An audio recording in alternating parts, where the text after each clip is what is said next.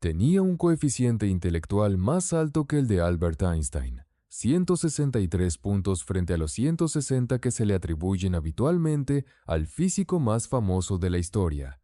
Y sin embargo, cuando el mundo piensa en Marilyn Monroe, piensa en un vestido blanco levantándose sobre una rejilla de metro, piensa en una voz susurrante cantándole cumpleaños feliz a un presidente, piensa en curvas, en rubio platino, en una mujer que parecía no tener una sola idea seria en la cabeza. Nadie piensa en los 400 libros que tenía en su biblioteca personal.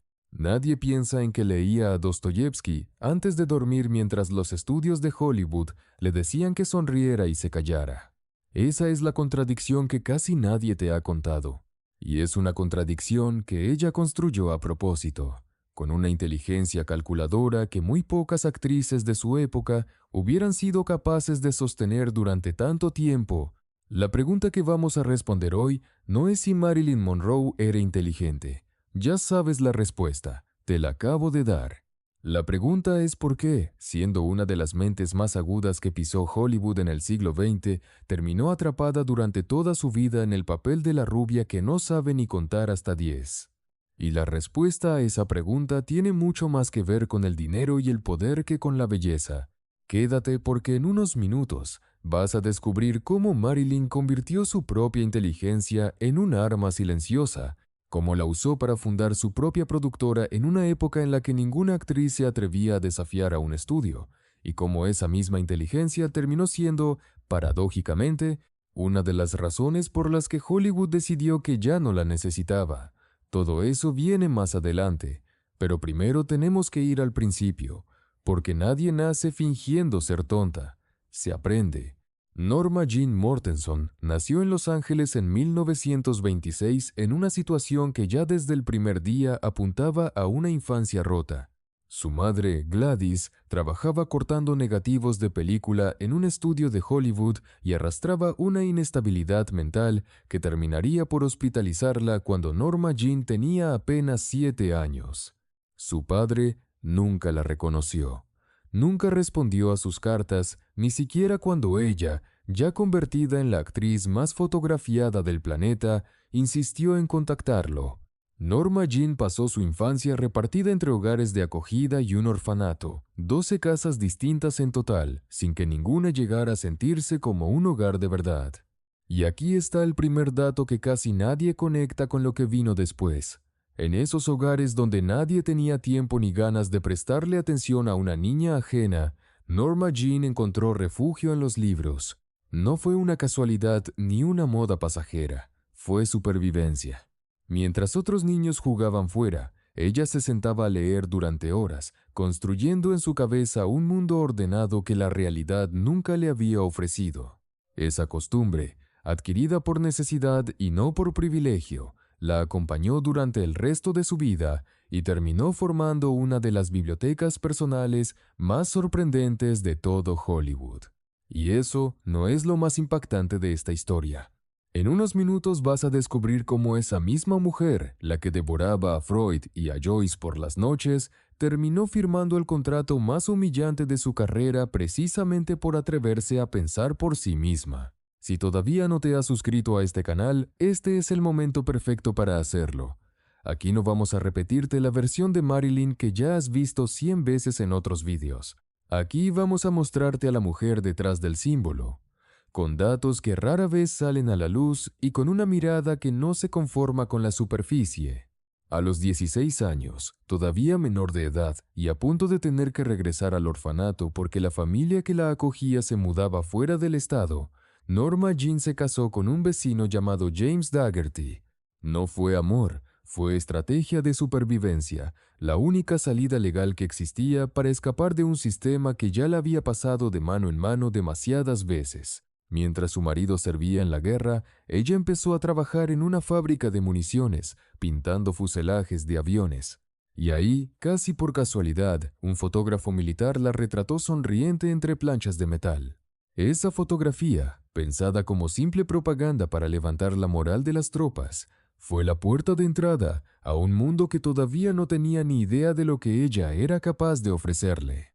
Unos años después, en 1949, Cuando los contratos de modelo apenas le alcanzaban para pagar el alquiler, un fotógrafo llamado Tom Kelly le ofreció $50 por posar desnuda para un calendario.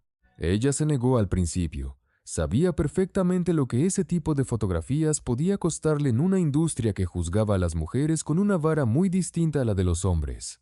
Pero los números no mentían. Llevaba meses sin poder pagar la renta, así que aceptó, con la única condición de que la esposa del fotógrafo estuviera presente durante la sesión. Aquellas fotografías, conocidas después como sueños dorados, pasaron completamente desapercibidas en su momento.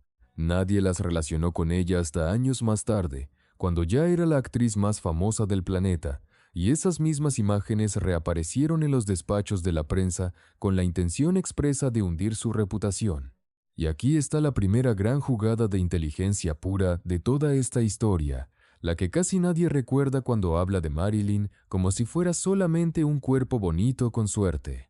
En lugar de negar lo evidente, en lugar de esconderse o inventar una excusa que cualquier periodista hubiera desmontado en cuestión de horas, Marilyn hizo algo que ningún asesor de imagen de la época le había enseñado a hacer.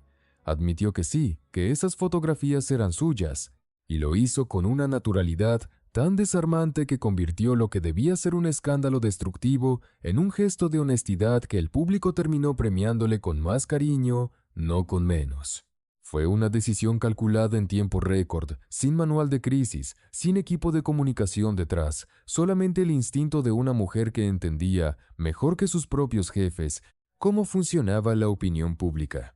Pero eso no es todo, porque aquellas mismas fotografías de $50 terminaron siendo, sin que ella lo supiera ni lo consintiera, la base del primer número de una revista que cambiaría para siempre la industria del entretenimiento para adultos.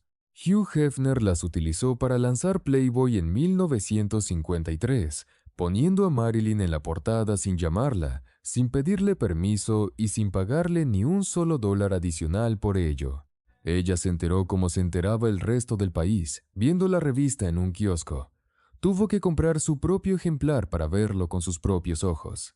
La mujer cuya imagen ayudó a construir un imperio editorial que hoy sigue funcionando no recibió jamás ni un centavo de esa comercialización. Ese es el tipo de injusticia silenciosa que rara vez aparece en los titulares, y que explica bastante bien por qué, años después, Marilyn se volvió tan obsesiva a la hora de intentar controlar cada aspecto de su carrera. Cuando Norma Jean se convirtió en Marilyn Monroe, a mediados de los años 40, el estudio que la había fichado, la 20th Century Fox, tenía una idea muy clara de lo que quería vender. Una rubia despampanante, dulce, un poco boba, el tipo de mujer que hacía reír a los hombres sin amenazar su ego. Y Marilyn entendió algo que muy pocas actrices de su generación llegaron a comprender con esa claridad. Entendió que si quería sobrevivir en ese sistema, tenía que darles exactamente lo que pedían. Así que aprendió a hablar con una voz más aguda, casi infantil. Aprendió a caminar con ese paso ondulante tan característico, practicándolo con una moneda entre las rodillas para no separarlas al andar. Aprendió a reírse en el momento justo, a bajar la mirada con timidez calculada, a construir gesto a gesto un personaje completo. Ese personaje no era ella. Era una máscara diseñada con precisión quirúrgica. Y la ironía es que hacía falta muchísima inteligencia para construir una máscara tan convincente que el mundo entero terminara confundiéndola con la persona real. Pero eso no es todo, porque mientras Hollywood la vendía como la rubia tonta por excelencia, Marilyn estudiaba interpretación en el Actors Studio de Nueva York bajo la tutela de Lee Strasberg, uno de los profesores de actuación más exigentes y respetados de todo el país. Y ahí, entre compañeros de clase como Marlon Brando o Paul Newman, ocurría algo que muchos de sus compañeros recordarían después con auténtico asombro. Cuando Marilyn entraba en el aula, el ambiente cambiaba por completo. No hablamos de una alumna mediocre que se esforzaba por seguir el ritmo de los demás. Strasberg llegó a decir años más tarde que de todos los talentos que había visto pasar por su estudio, incluyendo a los más grandes nombres del método interpretativo americano, el de Marilyn era posiblemente el más extraordinario, porque venía de un lugar que ninguna técnica podía enseñar. Y aquí es donde el primer gran mini misterio de esta historia encuentra su respuesta. ¿Por qué una actriz con ese nivel de talento reconocido por sus propios profesores necesitaba a veces más de 50 tomas para decir una sola frase en el set de rodaje? La respuesta no era incompetencia, aunque así lo contara la prensa de la época para ridiculizarla. La respuesta era que Marilyn no repetía nunca una escena de la misma manera 2 veces. Se entregaba tan completamente a cada toma que ninguna salía idéntica a la anterior, y eso, que para los productores resultaba caro y desesperante, era precisamente lo que hacía que sus mejores actuaciones parecieran tan devastadoramente reales. Todavía no te he contado la parte más dura de esta historia, la que tiene que ver con el dinero, porque ahí es donde la inteligencia de Marilyn chocó de frente contra el muro más sólido de todo Hollywood, el de los contratos. En 1953, con Los Caballeros las prefieren rubias convertida en un éxito mundial, Marilyn cobraba alrededor de $1,500 por semana. Mientras tanto, su compañera de reparto, Jane Russell, que compartía protagonismo en la misma película, había negociado un salario considerablemente superior. Marilyn era la cara del éxito, la que llenaba las salas de cine, y aún así cobraba menos que buena parte del equipo técnico. Cuando se atrevió a exigir el derecho a revisar los guiones antes de aceptar un papel, algo que hoy nos parece razonable para cualquier actriz de su calibre, el estudio respondió suspendiéndola, por lo que llamaron oficialmente mala conducta profesional. En los comunicados de prensa la describieron como emocionalmente inestable, la misma etiqueta que Hollywood reservaba, de forma casi automática, para cualquier mujer que se atreviera a pedir respeto. Pero Marilyn no se quedó esperando a que el sistema cambiara de opinión. Hizo algo que muy pocas actrices de su tiempo se atrevieron siquiera a imaginar. Se mudó a Nueva York y junto al fotógrafo Milton Green fundó su propia productora, Marilyn Monroe Productions. Fue una jugada calculada con una lucidez estratégica poco habitual para la época. Ninguna gran actriz había roto con un estudio poderoso para montar su propio negocio, y Marilyn lo hizo entendiendo perfectamente las reglas del juego que estaba desafiando.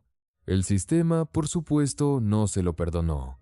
Columnistas influyentes como Hedda Hopper empezaron a alimentar rumores sobre su supuesta inestabilidad mental y su comportamiento errático en los rodajes. Era exactamente el mismo mecanismo de siempre.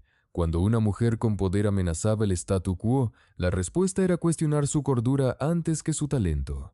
Justo cuando crees que ya conoces toda la historia, aparece un detalle que cambia por completo la manera de ver a esta mujer, y tiene que ver con lo que hacía cuando nadie la estaba mirando. Todavía no te he contado la parte que tiene que ver con los hombres que pasaron por su vida, porque ahí la inteligencia de Marilyn se topó con un tipo de obstáculo completamente distinto al de los contratos. En 1954 se casó con Joe DiMaggio, la leyenda del béisbol, en una boda que la prensa vendió como el cuento perfecto, la actriz más deseada del país junto al deportista más admirado. El matrimonio duró apenas 9 meses. DiMaggio admiraba a Marilyn, pero no soportaba compartirla con el mundo. No soportaba que millones de hombres la desearan en pantalla. Durante el rodaje de la célebre escena del vestido blanco levantado por el aire de una rejilla del metro, con miles de curiosos observando en plena calle de Nueva York, DiMaggio abandonó el set furioso. Esa misma noche discutieron, y con los años varios allegados a la pareja confirmarían que aquella discusión no se quedó únicamente en palabras. Marilyn, que ya había aprendido de niña a sobrevivir en entornos donde el cariño llegaba mezclado con maltrato, volvió a encontrarse atrapada en una dinámica muy parecida, solo que esta vez con un hombre adulto que decía amarla mientras intentaba controlarla por completo.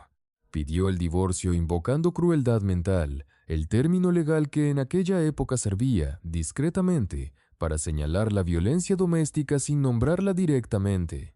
Amigos cercanos y biógrafos coinciden en algo que rara vez aparece en los documentales convencionales sobre Marilyn.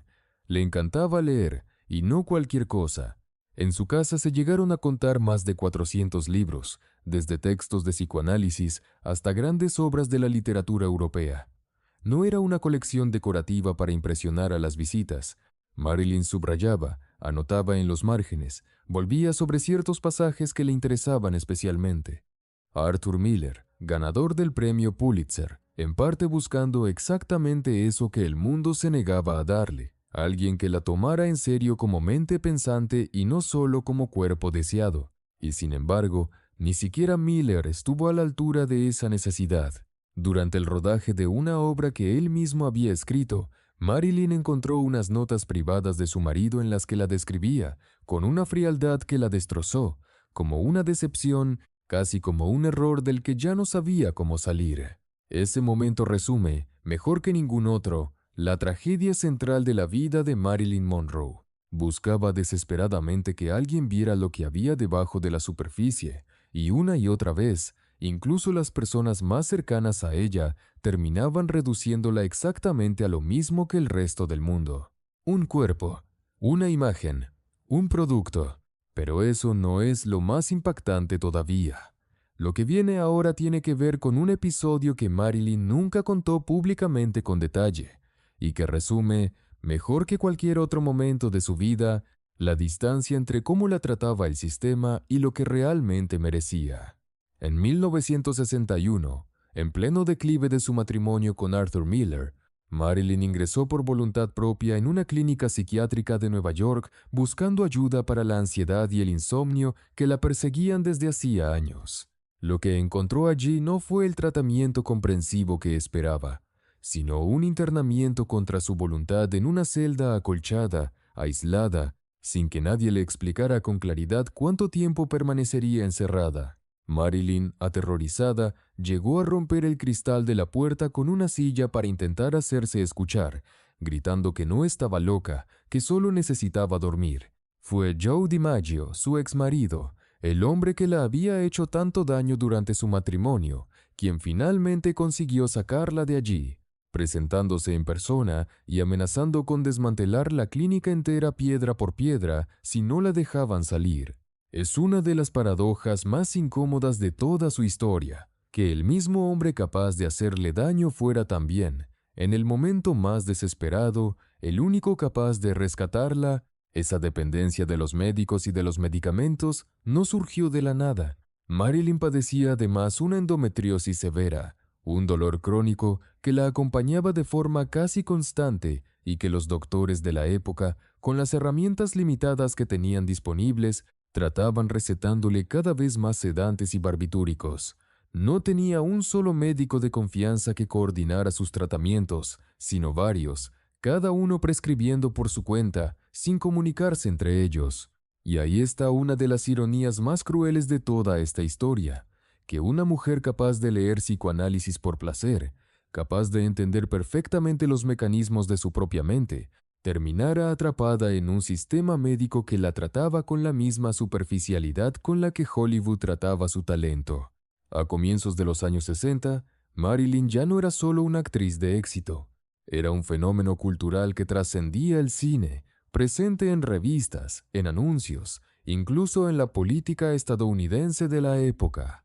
Pero cuanto más exigía ser tratada como una artista seria, cuanto más se resistía a los papeles vacíos que el estudio seguía queriéndole imponer, más incómoda se volvía para un sistema que había construido su fortuna vendiendo exactamente la versión contraria de ella. Su último gran papel, en la película Los Inadaptados, escrita por su entonces marido Arthur Miller, la mostraba interpretando a una mujer perdida, casi como un espejo directo de su propia vida. El rodaje fue tan caótico como agotador. Poco después, en 1962, la Fox la despidió durante la producción de otra película, alegando que estaba enferma y era poco fiable. Ese mismo verano, mientras el estudio archivaba el material que habían filmado con ella, Hollywood ya estaba preparando a las nuevas rubias que ocuparían su lugar. Los titulares de la época fueron especialmente crueles. Decían que Marilyn ya no era la misma de siempre, y en cierto sentido tenían razón, aunque no en el sentido que ellos imaginaban. Ya no quería seguir siendo la rubia perfecta que vendía fantasías fáciles. Quería ser tomada en serio en una industria que solo sabía entender el espectáculo, y esa exigencia, en una mujer de 36 años que ya no encajaba en el molde que la había hecho famosa, resultó demasiado incómoda para un sistema que prefería mujeres dóciles antes que mujeres despiertas. Marilyn Monroe murió el 5 de agosto de 1962 en su casa de Brentwood. La versión oficial habla de una sobredosis de barbitúricos. Las circunstancias exactas de esa noche siguen generando debate 6 décadas después, y probablemente seguirán generándolo durante mucho tiempo más. Pero hay algo que rara vez se dice con la claridad que merece, y es que la mujer que el mundo perdió esa madrugada no era, ni de lejos, la que la mayoría de la gente creía conocer. Era una mujer que había construido, con una lucidez asombrosa, el personaje más exitoso de toda la historia de Hollywood y que después pasó el resto de su vida intentando, sin conseguirlo del todo, que alguien mirara más allá de esa máscara que ella misma había perfeccionado. Fundó su propia productora cuando eso era prácticamente impensable para una mujer en su posición. Estudió con una entrega que sorprendió a los profesores más exigentes de su generación.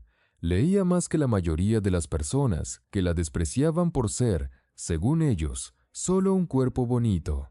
Y sin embargo, la etiqueta de rubia tonta la persiguió hasta el final, e incluso después, convertida ya en un icono cultural repetido hasta el infinito en pósters, camisetas y cuadros de Andy Warhol. Puede que esa sea la última gran ironía de la historia de Marilyn Monroe, que la mujer más inteligente que muchos de sus profesores habían conocido jamás terminara siendo recordada, sobre todo por un vestido que se levanta con el aire del metro, y que esa misma inteligencia, la que le permitió construir el mito más duradero del siglo XX, fuera exactamente lo que el mundo se negó, en vida, a reconocerle. Si esta historia te ha hecho ver a Marilyn Monroe de una forma distinta, imagina lo que vas a encontrar en los próximos videos de este canal. Aquí seguimos buscando detrás de cada mito de Hollywood a la persona real que casi siempre queda enterrada bajo la leyenda. Suscríbete y no te pierdas ninguna de estas historias.